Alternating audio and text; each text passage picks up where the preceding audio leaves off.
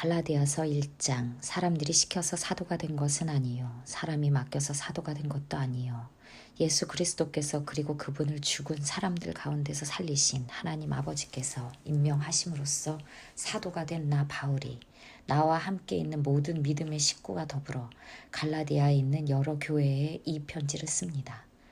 우리 아버지 하나님과 주 예수 그리스도께서 내려주시는 은혜와 평화가 여러분에게 있기를 빕니다.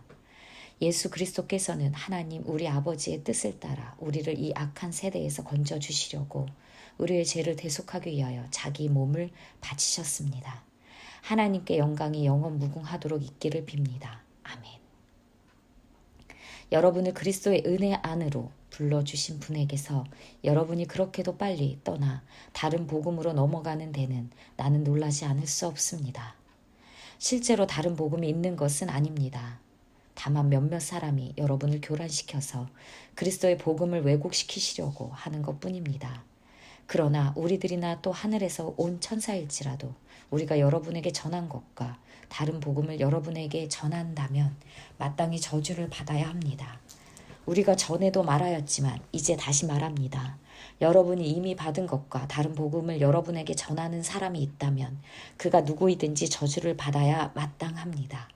내가 지금 사람들의 마음을 기쁘게 하려 하고 있습니까?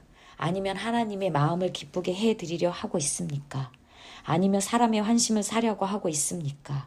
내가 아직도 사람의 환심을 사려고 하고 있다면 나는 그리스도의 종이 아닙니다. 형제자매 여러분, 내가 여러분에게 밝혀드립니다. 내가 전한 복음은 사람에게서 비롯된 것이 아닙니다. 그 복음은 내가 사람에게서 받은 것도 아니요 배운 것도 아니요 예수 그리스도의 나타나심으로 받은 것입니다. 내가 전에 유대교회에 있을 적에 한 행위가 어떠하였는가를 여러분이 이미 들은 줄 압니다. 나는 하나님의 교회를 몹시 박해하였고 또 아주 없애버리려고 하였습니다. 나는 내 동족 가운데에서 나와 나이가 같은 또래의 많은 사람보다 유대교 신앙에 앞서 있었으며 내 조상들의 전통을 지키는 일에도 훨씬 더 열성이었습니다. 그러나 나를 모태로부터 따로 세우시고 은혜로 불러주신 하나님께서 그 아들을 이방 사람에게 전하게 하시려고 그를 나에게 기꺼이 나타내 보이셨습니다. 그때에 나는 사람들과 의논하지 않았고 또 나보다 먼저 사도가 된 사람들을 만나려고 예루살렘으로 올라가지도 않았습니다. 나는 곧바로 아라비아로 갔다가 다마스쿠스로 되돌아갔습니다. 3년 뒤에 나는 게바를 만나려고 예루살렘으로 올라갔습니다.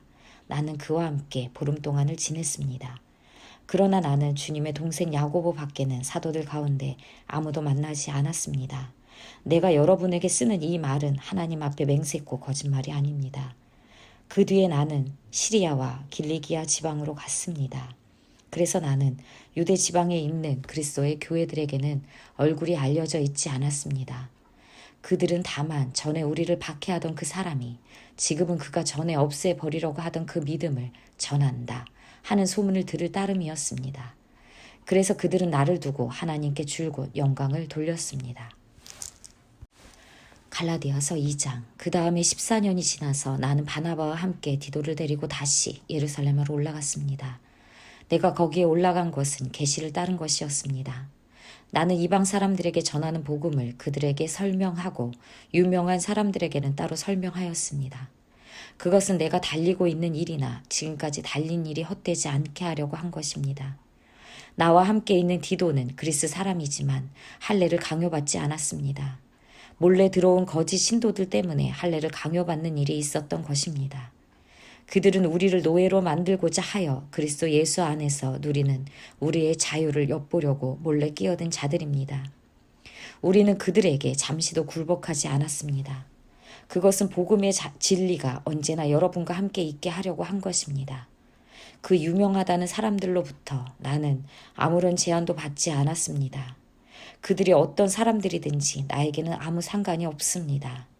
하나님께서는 사람을 겉모양으로 판단하지 않으십니다. 그 유명한 사람들은 나에게 아무런 제한을 하지 않았습니다. 도리어 그들은 베드로가 할례 받은 사람에게 복음을 전하는 일을 맡은 것과 같이 내가 할례 받지 않은 사람에게 복음을 전하는 일을 맡은 것을 알게 되었습니다. 그들은 베드로에게는 할례 받은 사람에게 복음을 전하게 하시려고 사도직을 주신 분이 나에게는 할례 받지 않은 사람에게 복음을 전하게 하시려고 사도직을 주셨다는 사실을 깨달았습니다. 그래서 기둥으로 인정받는 야고보와 게바와 요한은 하나님이 나에게 주신 은혜를 인정하고 나와 바나바에게 오른손을 내밀어서 친교의 악수를 하였습니다. 그렇게 하여 우리는 이방 사람에게로 가고 그들은 할례 받은 사람에게로 가기로 하였습니다. 다만 그들이 우리에게 바란 것은 가난한 사람을 기억해 달라고 한 것인데 그것은 바로 내가 마음을 다하여 해오던 일이었습니다. 그런데 게바가 안디옥에 왔을 때 잘못한 일이 있어서 나는 얼굴을 마주보고 그를 나무랐습니다. 그것은 게바가 야고보에게서 몇몇 사람이 오기 전에는 이방 사람들과 함께 음식을 먹다가 그들이 오니 할례 받은 사람들을 두려워하여 그 자리를 떠나 물러난 일입니다. 나머지 유대 사람들도 그와 함께 위선을 하였고 마침내는 바나바까지도 그들의 위선에 끌려갔습니다. 나는 그들이 복음의 진리를 따라 똑바로 걷지 않는 것을 보고 모든 사람 앞에서 게바에게 이렇게 말하였습니다. 당신은 유대 사람인 내도 유대 사람처럼 살지 않고 이방 사람처럼 살면서 어찌하여 이방 사람들어 유대 사람이 되려고 강요합니까? 우리는 본디 유대 사람이요 이방인 출신의 죄인이 아닙니다. 그러나 사람이 율법을 행하는 행위로 의롭게 되는 것이 아니라 예수 그리스도를 믿는 믿음으로 의롭게 되는 것임을 알고 우리도 그리스도 예수를 믿는 것입니다. 그것은 우리가 율법을 행하는 행위로가 아니라 그리스도를 믿는 믿음으로 의롭다고 하심을 받고자 했던 것입니다. 율법을 행하는 행위로는 아무도 의롭게 될 수 없기 때문입니다. 우리가 그리스도 안에서 의롭다고 하심을 받으려고 하다가 우리가 죄인으로 드러난다면 그리스도는 우리로 하여금 죄를 짓게 하시는 분이라는 말입니까? 그럴 수 없습니다. 내가 헐어버린 것을 다시 세우면 나는 나 스스로를 범법자로 만드는 것입니다. 나는 율법과의 관계에서는 율법으로 말미암아 죽어버렸습니다. 그것은 내가 하나님과의 관계 안에서 살려고 하는 것입니다.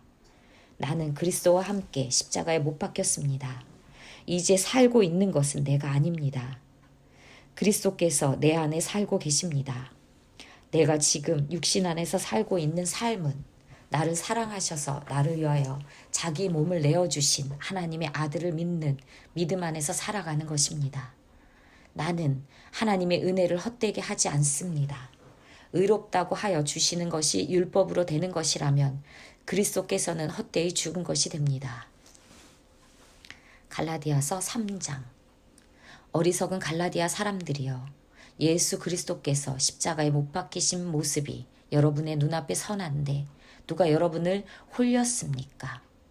나는 여러분에게 이 한 가지만을 알고 싶습니다. 여러분은 율법을 행하는 행위로 성령을 받았습니까? 그렇지 않으면 믿음의 소식을 들어서 성령을 받았습니까? 여러분은 그렇게도 어리석습니까? 성령으로 시작하였다가 이제 와서는 육체로 끝마치려고 합니까? 여러분의 그 많은 체험은 다 허사가 되었다는 말입니까? 참말로 허사였습니까? 하나님께서 여러분에게 성령을 주시고 여러분 가운데에서 기적을 행하시는 것은 여러분이 율법을 행하기 때문입니까? 아니면 믿음의 소식을 듣기 때문입니까? 그렇지 않으면 여러분이 복음을 듣고 믿어서 그렇게 하신 것입니까?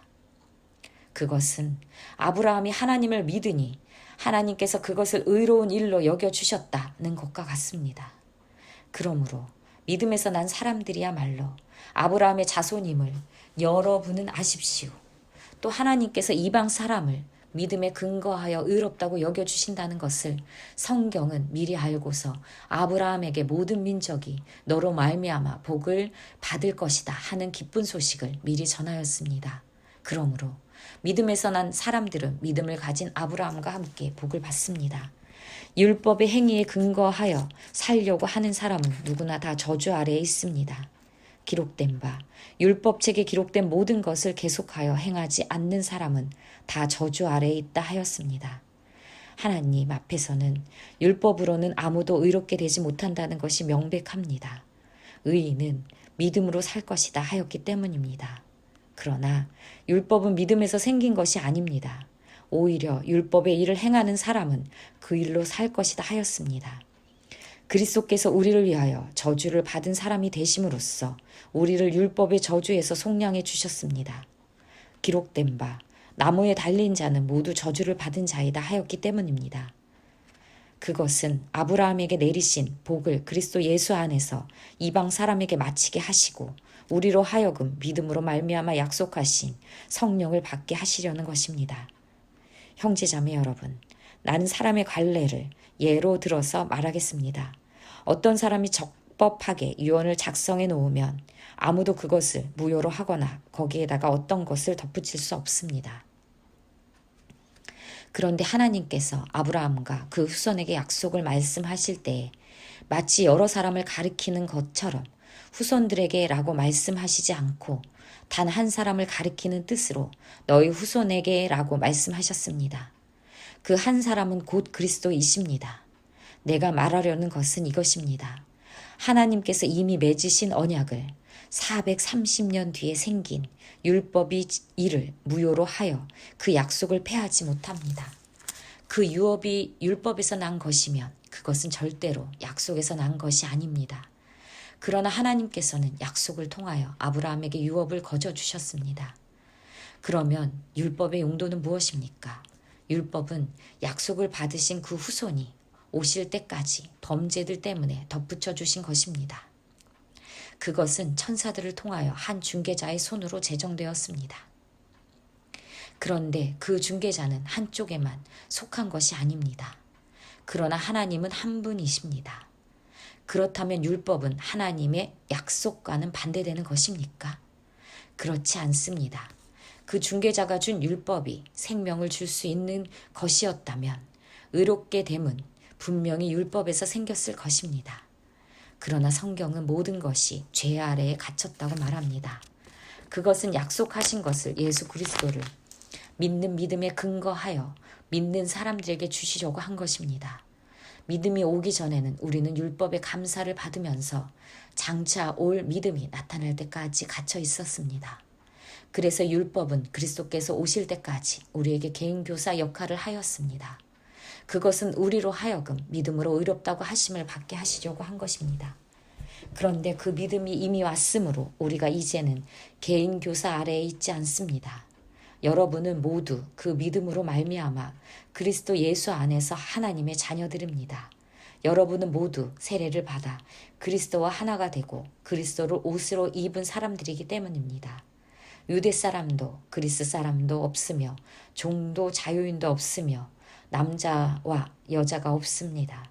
여러분 모두가 그리스도 예수 안에서 하나이기 때문입니다.